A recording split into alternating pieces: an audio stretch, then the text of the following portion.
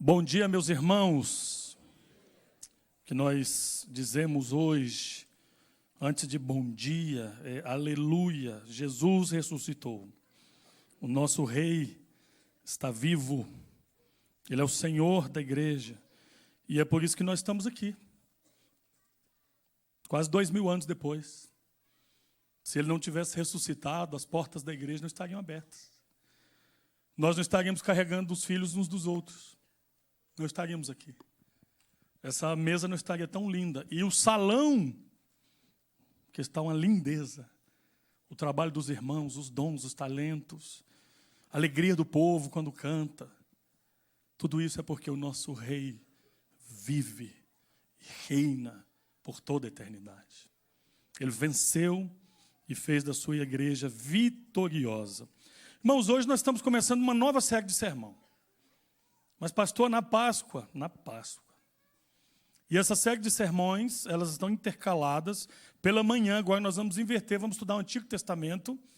E à noite, o Novo Testamento. E hoje nós estamos dando início à série dos 10 mandamentos. Mas o que tem a ver com a ressurreição de Cristo? Tudo a ver. Tudo a ver. Principalmente se nós observamos o prólogo dos 10 mandamentos. A introdução. E é isso que nós vamos fazer hoje. Então, nós vamos falar, vamos relembrar a primeira Páscoa. Nós vamos lembrar de onde o Senhor nos tirou. Nós vamos lembrar onde essa história começou. Nós vamos voltar ao início dela, da Páscoa. E vamos relembrar as razões pelas quais Deus nos chama e nos orienta e nos entrega a direção para vivermos uma vida que agrada a Ele. Então eu quero convidar vocês. Vamos abrir a palavra do Senhor em Êxodo capítulo 20. Então, pela manhã nós vamos estudar os 10 mandamentos e à noite nós vamos estudar as bem-aventuranças e vamos intercalar, porque nós entendemos que existe uma relação entre elas. Mas hoje à noite nós vamos levantar o estudo das bem-aventuranças e vamos falar do Cristo glorioso. Justamente porque nós estamos comemorando e celebrando a Páscoa, o Cristo que ressuscitou. Mas pela manhã nós mantivemos, porque nós entendemos que essa história redentiva, ela começa aqui. E vamos entender por quê.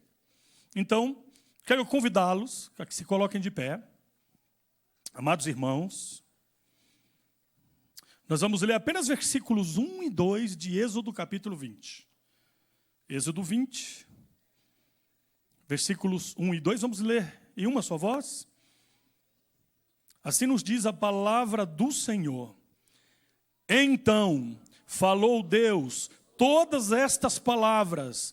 Eu sou o Senhor, teu Deus, que te tirei da terra do Egito, da casa da servidão. Deus falou. São palavras de Deus. Aqui não é um mediador, Moisés, que está falando. É Deus. Deus está falando todas estas palavras. E ele começa de uma maneira tão impressionante. Eu sou o Senhor, o teu Deus, que te tirei da terra do Egito, da casa da servidão. Ele está falando de redenção. Ele está falando de liberdade. Vamos orar, irmãos? Bendito Deus e Pai, uma vez mais, nós queremos pedir a bênção do Senhor sobre a nossa vida. E agora, Senhor, que o Teu Espírito Santo trabalhe em todas as nossas faculdades, que pelo Teu Santo Espírito sejamos levados aonde o Senhor quer, e que a Tua palavra cumpra os propósitos do Teu coração, para a honra Tua, para a glória do Senhor. Pai, e o nosso pedido é, glorifica o Teu Filho no nosso meio, Senhor, que Ele seja exaltado, que o Teu povo seja edificado, e que toda a glória seja o Teu nome. Oramos em nome de Jesus. Amém. A igreja pode assentar-se. Meus irmãos, nós estamos aqui lendo os versículos 1 e 2, que precedem aos 10 mandamentos, ao decálogo, ou seja, as 10 palavras. E é muito importante a gente começar pelo prólogo, pelo prefácio. Essa é a introdução de uma obra, é a introdução do que vem, porque se nós começamos dos 10 mandamentos, que começa no versículo 3, não terás outros deuses diante de mim, nós vamos começar de trás para frente. E aqui existe uma ordem proposital. E vamos entender por quê. Então, imaginem, os irmãos, um escravo que passou a vida inteira sob o chicote. Os seus braços só conheceram o peso do tijolo. Os seus olhos viram barro do Nilo somente. A sua identidade foi apagada. Ele não tem nome, tem número. Ele não tem história, tem função. Ele não tem futuro, tem tarefa. Agora imagine que alguém abre as correntes. Parte, divide o mar ao meio e diz: agora você é livre. Essa é a cena que antecede Êxodo, capítulo 20. E é dentro dessa cena que Deus abre a boca para dar e entregar a sua lei. E é uma tentação antiga e profundamente humana. Quando nós lemos os 10 mandamentos, como se fosse apenas uma lista de obrigações religiosas impostas por uma divindade exigente. Como se Deus tivesse dito: agora que estão livres do faraó, vou ser o novo faraó de vocês. Mas isso é ler o texto de trás para frente. Antes de qualquer mandamento, antes de qualquer imperativo, Deus fala sobre si mesmo. E o que ele diz muda tudo. Porque o nosso Deus é um Deus que fala de relacionamentos. O nosso Deus é um Deus pessoal. É um Deus que se relaciona conosco. É um Deus que nos chama pelo nome. É um Deus que nos conhece. E essa é a mensagem mais extraordinária que nós podemos relembrar hoje. O Deus criador do universo, que chamou à existência todas as coisas, pelo poder da sua palavra, Ele quer ter um relacionamento comigo, e com você, e com a igreja. Deus nos chama a viver uma vida de comunhão plena com Ele. Deus nos chama para desfrutar do gozo do seu evangelho, da sua presença. É um coração que se aquece, é convicção, é paixão, é aquilo que transforma completamente a nossa existência e dá propósito à nossa vida. Então, o texto de hoje ele é muito curto, apenas 2 versículos. Mas eles são o fundamento sobre o qual repousa toda a lei moral de Deus. Esse é o prólogo do Decálogo. Aqui está a razão pela qual a obediência não é escravidão, mas é liberdade. Mas antes eu preciso fazer algumas observações aqui. Relembrar algumas coisas. Propósito da lei. Vocês já ouviram falar do uso pedagógico da lei? Por que Deus nos entregou a lei? O propósito da lei moral, do Decálogo, do Pentateuco, é mostrar que nós temos a necessidade de um Redentor. Porque nós não podemos cumprir a lei de Deus. Porque ela é de Deus, ela é perfeita. E Deus não entrega ela com um propósito redentivo. A lei não tem propósito de redimir a nossa vida, porque nós não somos capazes de observá-la. Mas o chamado uso pedagógico da lei tem a função de revelar o pecado, expor a culpa humana, conduzir o pecador a Cristo, mostrando a sua necessidade da graça. Mas nós precisamos entender e acabar de uma vez com essa dicotomia dispensacionalista. Antigo Testamento, lei. Novo Testamento, graça. Isso não é verdade. Lei é graça. Lei é graça. Essas coisas estão intactas, elas estão juntas, elas são inquebráveis. Então, a gente precisa evitar 2 extremos que estão dentro das igrejas. O primeiro extremo é o antinomianismo, que é o erro de desprezar ou minimizar a lei na vida cristã, como se a graça de Deus anulasse a necessidade de santidade, de obediência. E por outro lado está o moralismo, o erro oposto, que transforma a relação com Deus em esforço, obrigação, mérito, desempenho moral, performance, obedecer para ser aceito. A perspectiva reformada rejeita ambos extremos, afirmando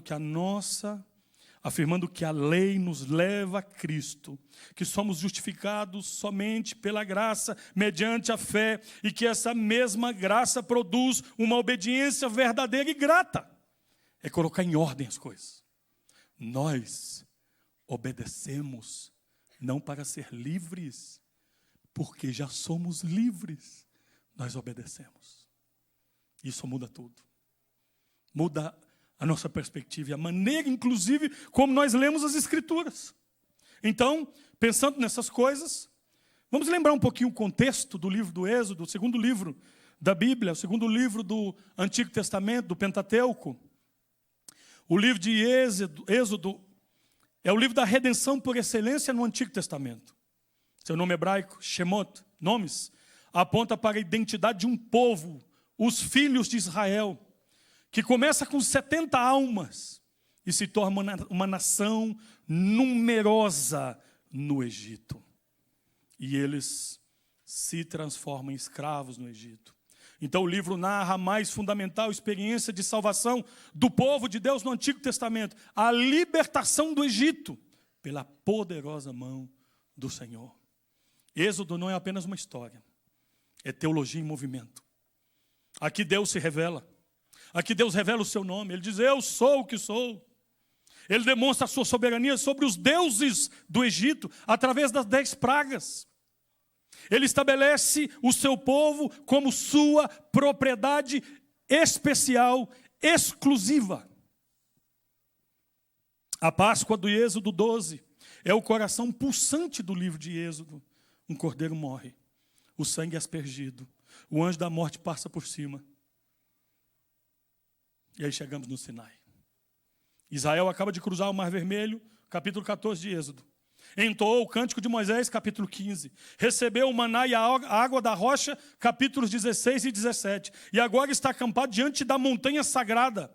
Êxodo 19 descreve a teofania aterrorizante. Trovões, relâmpagos, fumaça densa, o som estrondoso da trombeta. O povo treme, Deus desce. Momento que o povo fica tão temeroso, que diz, Moisés, vai você, porque nós não podemos. O temor de Deus toma o coração do povo. É nesse cenário de majestade, de temor, que Deus fala. As primeiras palavras não são ordens, são uma autodeclaração. E é assim. Então, Deus falou todas estas palavras. Eu sou o Senhor, teu Deus, que te tirei da terra do Egito, da casa da servidão. São 2 versículos. Mas aqui nós temos 4 afirmações poderosas, fundamentais. Deus falou. A lei tem origem divina, não humana.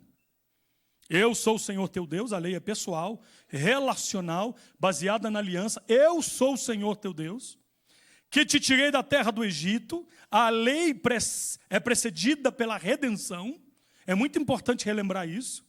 E da casa da servidão. A lei liberta, não escraviza. Mas se você tivesse que responder a seguinte pergunta, mas quem é o Deus a quem servimos? Quem é o seu Deus? Quem é o Senhor? Tudo que nós podemos saber de Deus é aquilo que Ele mesmo se auto-revelou na sua palavra. Então, nós vamos meditar sobre isso. Quem é o Deus que nós servimos? Em primeiro lugar, o Deus que nós servimos é o Deus que fala. A lei tem origem na revelação e não na religião humana. Então, Deus falou todas estas palavras. Tudo que se segue, palavra do próprio Deus. Já não é Moisés, é Deus falando diretamente. Esta frase de abertura é de suma importância. E em toda a antiguidade, os sistemas de lei eram sempre atribuídos à sabedoria humana. A tradição dos ancestrais, ou a mediação dos sacerdotes. Por exemplo, o Código de Hammurabi é um dos códigos legais mais antigos e famosos da história. É um conjunto de leis da antiga Mesopotâmia. Por exemplo, apresenta o rei babilônico recebendo a lei do Deus Sol, Shamash, mas a lei em si é produto da sabedoria real, não do Deus, não da divindade que fala com ele lá. Mas Êxodo 20 é radicalmente diferente de tudo. Não é Moisés que legisla, não é o conselho dos anciãos que delibera, é Deus que fala. E a expressão hebraica, Vaidab Elohim, e Deus falou, usa o mesmo verbo que aparece em Gênesis 1, quando Deus criou o mundo pela sua palavra. Então a lei não é uma conquista religiosa da humanidade. Ela é revelação descendente, porque vem de cima para baixo. Emana de Deus. Vem de Deus. Não é da religião, não é da igreja presbiteriana. É do próprio Deus. E isso, entender isso, tem implicações profundas. Se a lei vem de Deus, ela não pode ser renegociada por culturas, civilizações, gerações, ou descartadas por conveniência. E a lei moral de Deus, que são aqui os 10 mandamentos, não é uma construção social. Ela é expressão do caráter de Deus. Eu sou assim, e eu quero que vocês sejam parecidos a mim. Então eu vou dar esses mandamentos para o bem de vocês, porque o que precede tudo isso é um amor eterno. O Deus que ama, orienta, guia, conduz. Nós precisamos desses limites. Nós precisamos aprender a forma como Deus quer que vivamos. Então a expressão do caráter do Deus eterno. Isso também significa que a lei revela quem Deus é. Não é apenas o que Ele quer. Os mandamentos não são regras arbitrárias de um legislador distante. São o reflexo da santidade de um Pai. Cada não farás é um assim sou eu disfarçado. Eu sou assim. Eu quero isso para vocês. Ele tem o melhor para nós.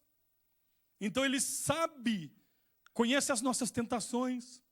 Então tudo que Deus entrega para fazer de Israel uma nação no deserto, para dar leis, para ensinar aquele povo a depender completamente dEle, porque no deserto ninguém sobrevive se não depender de Deus, porque lá o pão cai do céu, porque lá a água cai da rocha, porque lá as roupas não se envelhecem, os pés não incham, por causa da providência de Deus. O Deus que ama provê, o Deus que ama cuida, o Deus que ama cerca por todos os lados, mesmo quando Ele não é convidado por nós. Deus não precisa de convite, Ele é o soberano, Ele entra onde Ele quer, Ele chega onde Ele quer, Ele faz o que Ele quer, Ele é o Senhor absoluto sobre todas as coisas. Lembramos, irmãos, toda a Escritura é divinamente inspirada, proveitosa para ensinar, para repreender, para corrigir, para instruir em justiça. 2 Timóteo capítulo 3, versículo 16.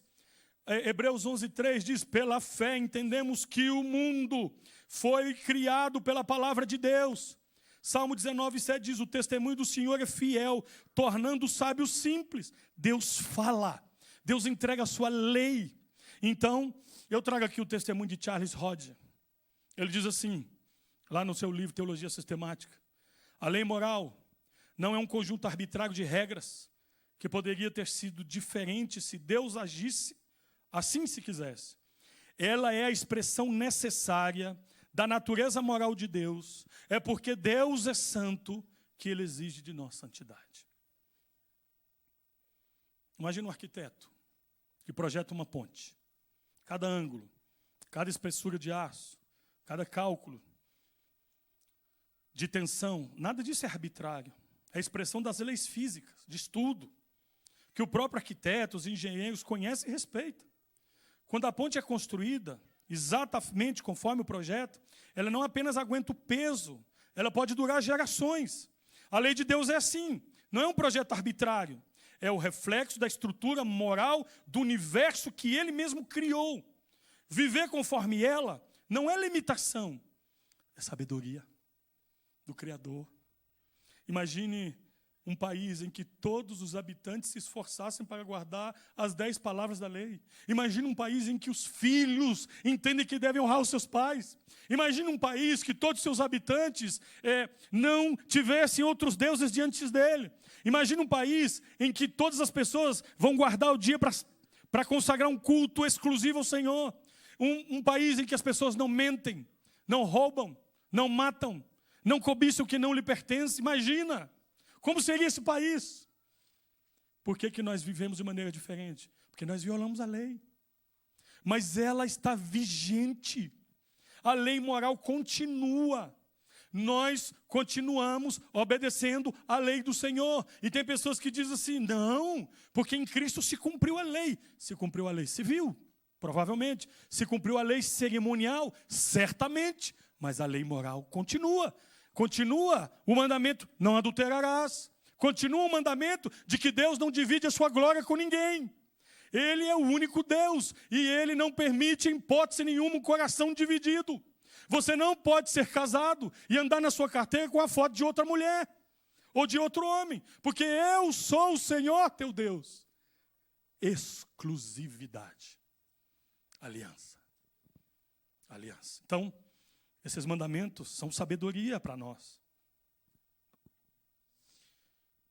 E às vezes a gente tem aquela tentação, né? Não sei se você já passou isso com você, de dizer, talvez esses mandamentos já estão desatualizados, então vamos dar uma editada neles aqui, né? Essa tendência moderna que muitas vezes invade a igreja, tratar a lei de Deus como um buffet, que você pega o que te agrada, deixa o que te incomoda, mas a lei de Deus tem origem em Deus, é Deus quem fala. Então eu não posso escolher o que eu quero, o que é melhor, o que é pior. Ela é uma lei integral que Deus nos entrega.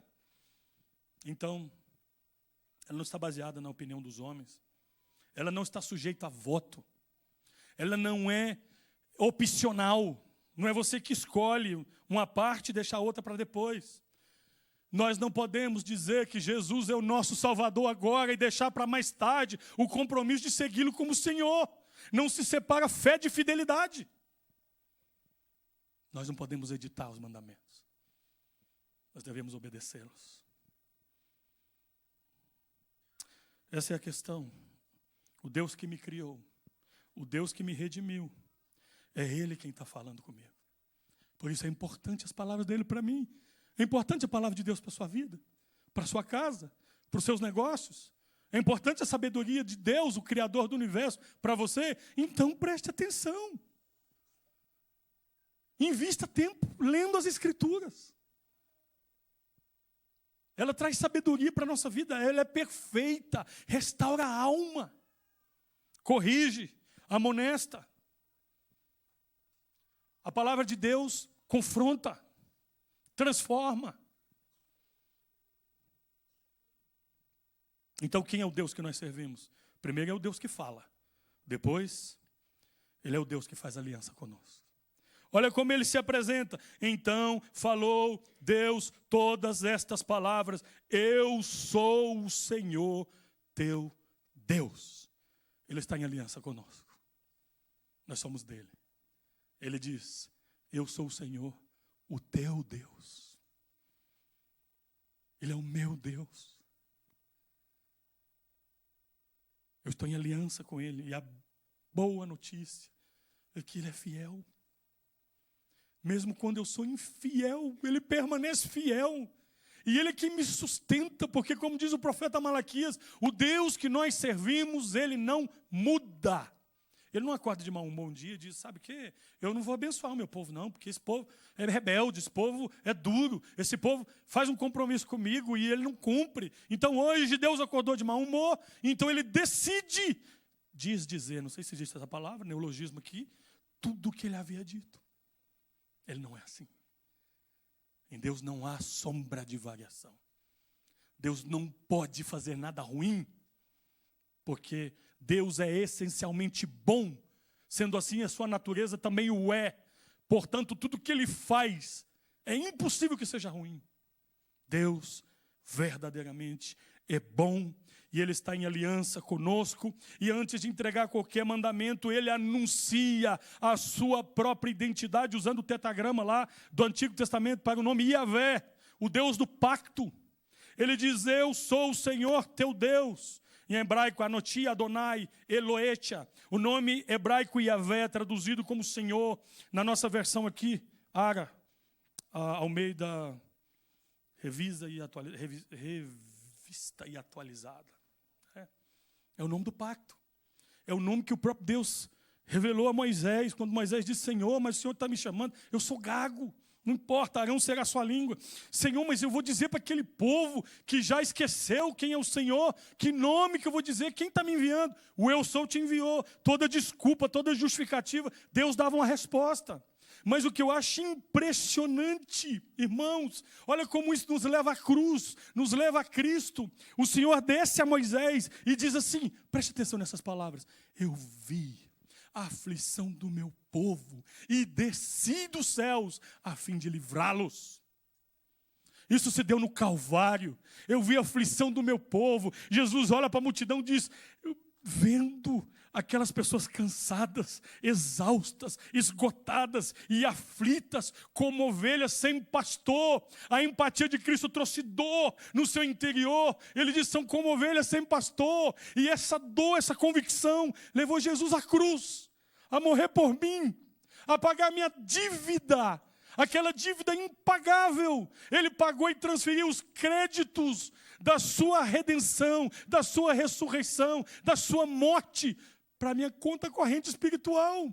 Por isso hoje eu levantei, agradeci a Deus, falei, eu vou para a igreja de Deus, porque o Jesus Cristo, o Senhor dela, ressuscitou. E o Senhor está vivo, e a sua igreja está de pé, porque ela não é obra humana. Ela não depende aqui do conselho. Ela não depende da nossa performance. Ela não depende da nossa capacidade estratégica. Ela não depende do nosso planejamento estratégico. Ela não depende de perfil de pastor A, B, C e D. Ela depende do Espírito Santo. Ela depende de Jesus Cristo. É Jesus que a mantém de pé, porque Ele está vivo. Ele está aqui entre nós. Ele é o Senhor da igreja. Então, e o Senhor se apresenta, eu sou o Senhor teu Deus. Esse pronome possessivo é decisivo. Ele não é apenas o Senhor, mas Ele é o Senhor teu Deus. Isso não é linguagem de conquista, é linguagem de relacionamento. Eu quero me relacionar contigo. Olha só, levanta de manhã,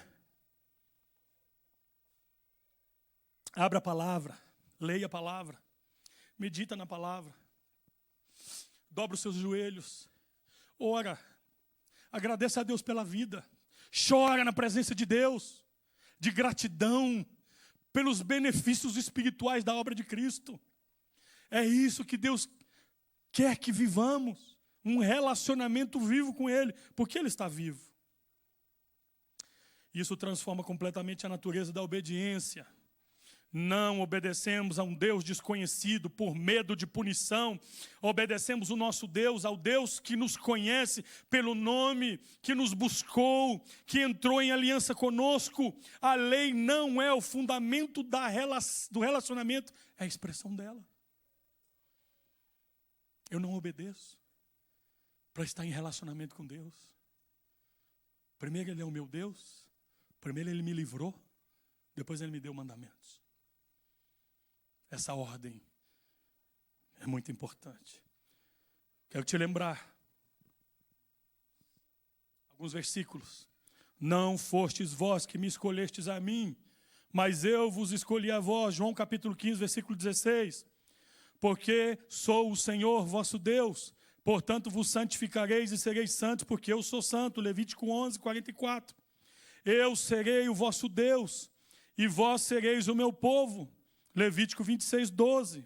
João Calvino, ele diz o seguinte: Deus se declara como Deus de Israel, não para excluir os outros, mas para recordar ao seu povo que a obediência deles se exige e é a resposta de amor àquele que primeiro os amou. A lei não é o caminho para entrar em sua graça, é o fruto de já estar nela. Imagina um filho que cresce num lar amoroso. Olha para o casamento dos pais. Nasce nesse contexto. Ele aprende a obedecer os pais, não porque tem medo do castigo. Ele obedece porque ele conhece aqueles que o criaram. Sabe que ele é amado. Sabe que essas orientações vêm da experiência e do cuidado. A obediência do filho, ela não é servil, mas ela é relacional. E é assim que Israel deve ouvir o Senhor teu Deus. Não é um estranho legislador, mas é o Pai que te conhece pelo nome. Nome e sobrenome. Conhece tudo a seu respeito. Ele te criou. Você ora para um Deus ou você ora para o seu Deus? É impressionante que às vezes lendo um salmo, Às vezes a gente lê umas palavras, umas expressões que a gente fala, gente, isso aqui não estava aqui não. Eu li a Bíblia toda, nunca tinha visto isso. Uma oração ao Deus da minha vida. Quando eu li aquilo, gente, uma oração ao Deus da minha vida. O meu Deus, o Deus da minha vida, o Deus pessoal.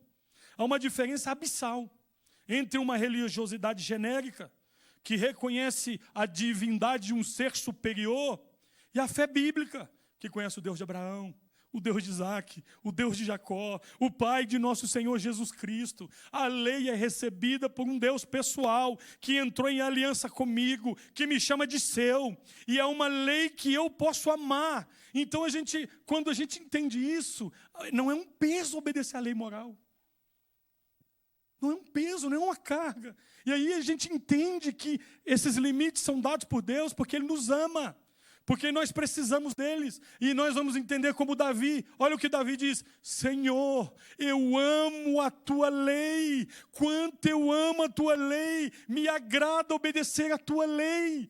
Essa é a resposta de uma adoração madura, profunda, que vai além daquilo que os olhos materiais veem. Senhor, como eu amo te obedecer. Eu te obedeço porque o Senhor me amou primeiro. É uma resposta de amor ao Senhor. Quem é o Deus que servimos? É o Deus que fala, em primeiro lugar. O Deus que nós servimos é o Deus que está em aliança conosco. E por fim, o Deus que nós servimos é o Deus que nos redime. Eu te tirei do Egito, da casa da servidão. Esta afirmação está estrategicamente posicionada em toda a Bíblia. Eu te tirei da terra do Egito, da casa da servidão. Deus não diz assim, olha, obedeça a minha lei que eu vou te libertar. Primeiro Ele libertou. Depois Ele disse, essa é a forma que eu quero que vocês vivam. Agora que eu libertei vocês, aqui está a lei. A ordem é irreversível. Primeiro a graça, depois a lei. Primeiro a redenção, depois a obediência. Israel não ganhou a sua liberdade cumprindo mandamentos. Israel recebeu mandamentos porque já havia sido libertado. A lei não é um meio de obter o favor de Deus. É a resposta ao favor já recebido. E esta é a gramática da graça. Presta atenção. O indicativo vem antes do imperativo. O indicativo vem antes do imperativo. A lei é precedida pela graça. As pessoas estão tentando distorcer isso. E não é assim. E essa estrutura está em toda a Bíblia. Já percebeu isso? Deixa eu te lembrar um pouquinho aqui. A graça que precede a lei. Isso é o DNA da teologia bíblica. No Novo Testamento, Paulo repete este padrão. Romanos de capítulo 1 até o capítulo 11 são indicativo da graça. Graça, graça, graça, graça. Depois vem Romanos de 12 a 16, são imperativos da vida cristã. Apresentem os vossos corpos, os mandamentos, os dons. Depois nós vamos lá para Efésios, do capítulo 1 ao 3, o indicativo dos benefícios espirituais que recebemos em Cristo. Depois Efésios de 4 a 6, o imperativo. Isso não é acidente literário. Isso é estrutura redentiva intencional. Não é acidente. É planejamento. Da Trindade. Do pacto intratrinitário. Do pacto da redenção.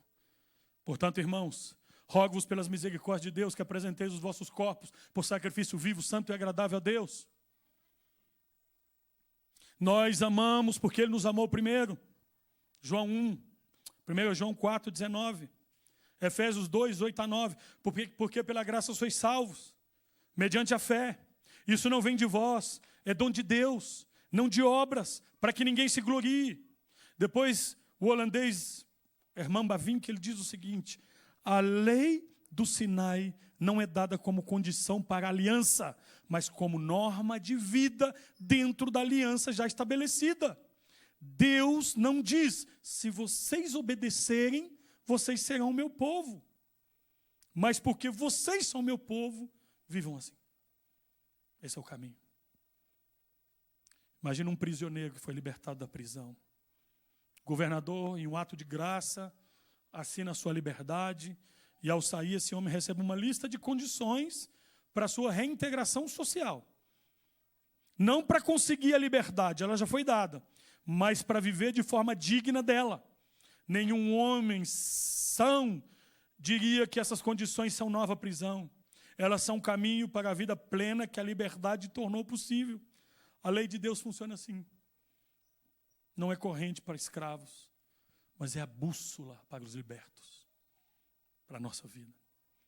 Se você ainda vive a vida cristã, tentando ganhar o amor de Deus, com as suas próprias forças, talvez acordando angustiado, hoje eu devo ter falhado, para Ele me amar tanto. Você está lendo o Êxodo 20 de trás para frente. A ordem é, primeiro o Egito ficou para trás, depois vieram os mandamentos, primeiro o sangue do cordeiro, depois a caminhada no deserto, primeiro a cruz, depois a santificação.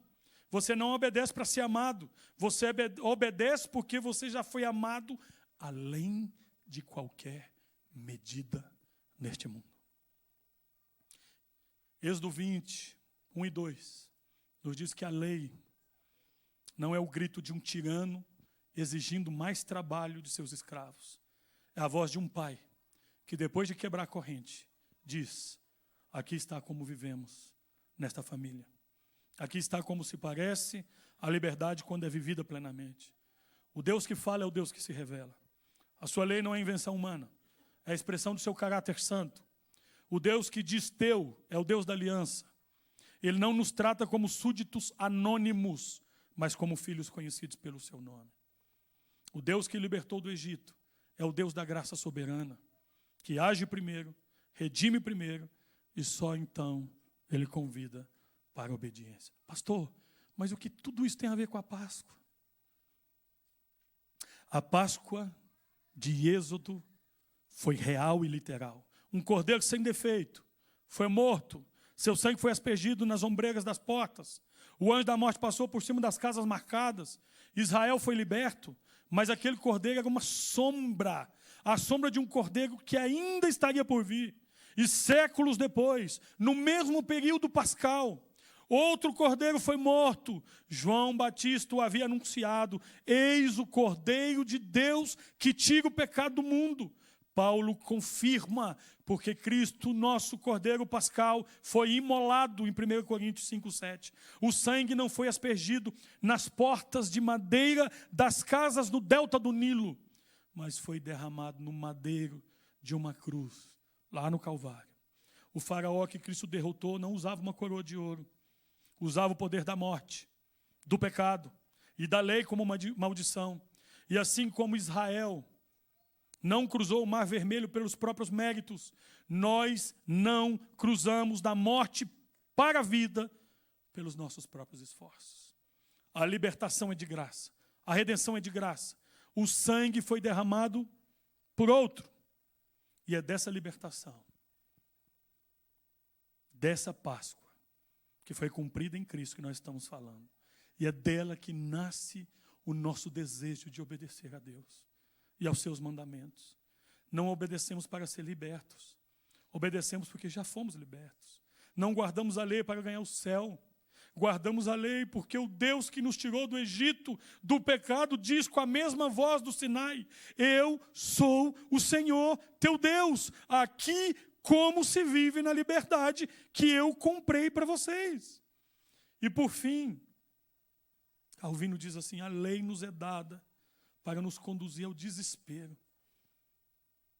Perdão, a lei nos foi dada não para nos conduzir ao desespero, mas para nos conduzir a Cristo, que é o fim da lei para a justificação de todo aquele que crê.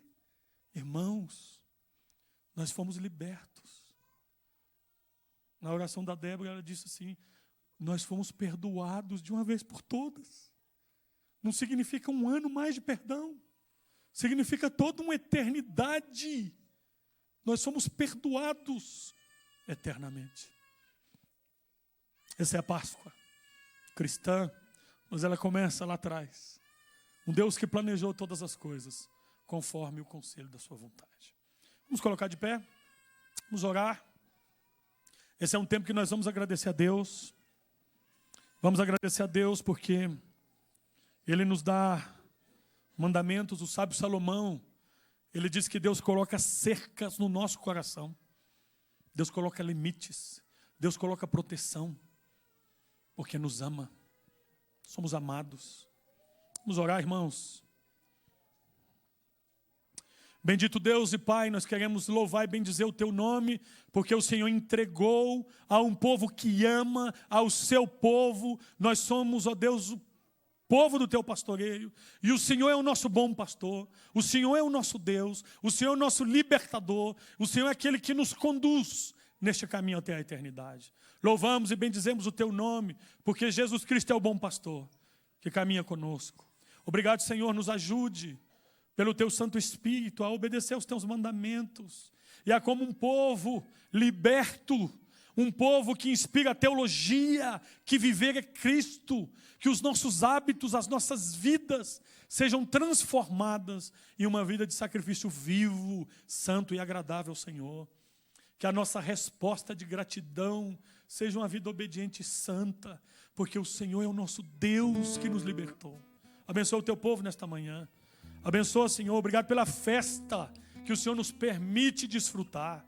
A festa do Cristo que ressuscitou. A festa da celebração, da adoração. Obrigado porque o Senhor nos incluiu no Teu povo. Quem somos nós? Quem são os nossos pais? Olhamos para as nossas mãos, não temos nada de bom para Te oferecer, Senhor. Mas fomos alcançados por uma graça indescritível. Hoje nós queremos só dar glórias ao Teu nome, por Jesus, o Rei, e pela vida que Ele nos deu. Tem misericórdia de nós, Senhor, que andemos de modo digno da nossa vocação. Louvado seja Teu nome. Oramos em nome de Jesus. Vamos cantar esta canção.